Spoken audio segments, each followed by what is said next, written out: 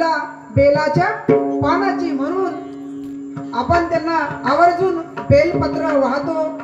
108 बेलपत्र वाहून नियम आहे की प्रत्येक पाना गणेश ओम नमः शिवाय ओम नमः शिवाय म्हणावं. पण आता असा अपभ्रंश झालाय, 108 पानं आमच्या इकडे माहित नाही मला खेड्यात, पण शहरामध्ये विकत मिळतो बेल. 108 पानाची गड्डी मिळते, पण एकदाच वाहून टाकता, एकदाच ओम नमः शिवाय म्हणून. म्हणजे त्याचा एवढा उपयोग होत नाही. त्याचं तात्पर्य हे आहे की तुम्ही 108 वेळा तुमच्या तोंडातून तो जप झाला पाहिजे, म्हणून एक एक पान व्हायचंय आपल्याला. पण आपण तसं न करता घाई गडबडीमध्ये रांगची रांग लागलेली असते बाहेर, आणि त्या रांगेमध्ये लोकही गडबड करत असतात, आणि आपण तेवढे 108 पानं एकदाच वाहतो, ओम नमः शिवाय म्हणतो. चला, नसल्यापेक्षा चांगला आहे, नाही गेल्यापेक्षा चांगला आहे. करता धन्यवाद तुम्हाला, मनोभावे सेवा करता, आणि भोळा दैवत प्रसन्न होण्याला, आपली मनोइच्छा पूर्ण करायला मागे पुढे बघत नाही. ते मनाची मनोकामनाही आपली पूर्ण करतं, आणि आपण त्याला भजतोही. विठ्ठला विठ्ठला विठ्ठला.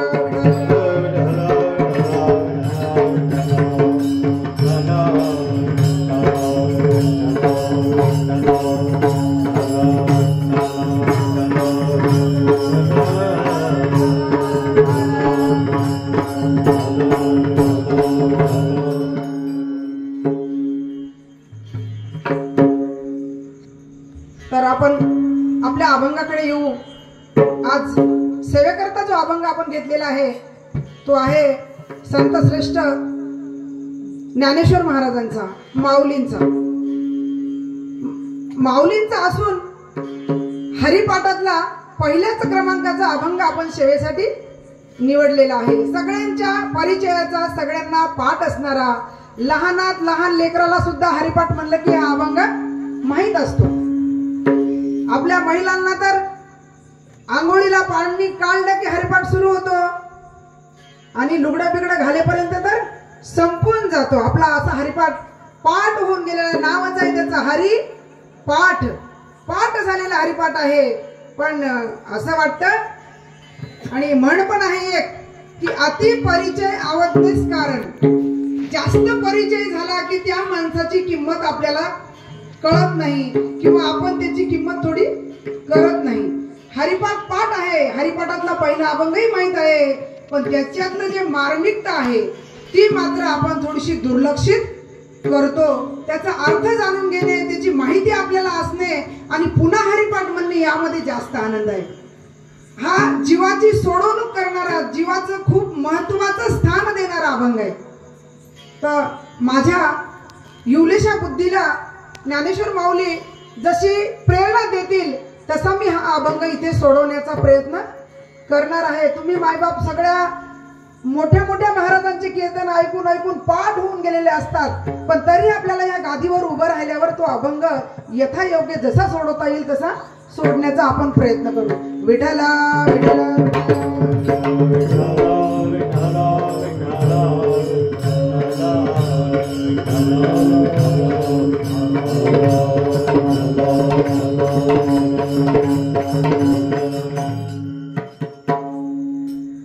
देवाची हे द्वारी उभा क्षण भरी, तेने मुक्तिचारी साधी येल्या. पहा, आपण जर माऊलीचा विचार केला तर सगळ्यात पहिल्या या वर्षी येणाऱ्या गोकुळाष्टमीला, परवाला आहे गोकुळाष्टमी 15 तारखेला, गोकुळाष्टमीच्या दिवशी आपल्या माऊलींचा जन्म होऊन 750 वर्ष पूर्ण होत आहेत. आणि आळंदी तर सुवर्णाचा कळस चढणार आहे त्या दिवशी. आणि आपल्या पूर्ण महाराष्ट्रभर माऊलींचे गावोगावी त्यांच्या नामानं नामचिंतन सोहळा होणार आहे. कारण एक विशेष म्हणजे आपण जसं 25 वर्ष झालं, 50 वर्ष झालं, 75 वर्ष आणि 100 वर्ष असे सामान्यपणे साजरे करतो, तसेच माऊलीचे पण 75 वर्ष साजरे करणार आहोत. 775 वर्ष माऊलींना जन्मून गोकुळाष्टमी म्हणजे कृष्णाचा जन्म ज्या दिवशी झाला त्याच दिवशी आपल्या माऊलींचा पण जन्म झालेला आहे. आणि त्यांचा पण जन्म उत्सव आपण साजरा करणार आहोत. दरवर्षी करतात, पण मंदिरातल्या मंदिरात असतो त्याच्यामुळे आपल्या सामान्य लोकांना जास्त माहित होत नाही. पण यावर्षी त्याचा खूप जल्लोष होणार आहे सगळीकडे. तर माऊलींचं असं माऊलींच्या बद्दल जर आपण बोलायचं म्हणलं तर माऊली योगियाचे शिरोमणी, योगियाचे शिरोमणी आणि ज्ञानियांचा राजा गुरु महाराव म्हणते ज्ञानदेव तुम्हा ऐसे. म्हणजे ज्ञानाचे महामेरू असे माऊली आहेत. माऊलींनी आपल्याला माऊली येण्याच्या अगोदर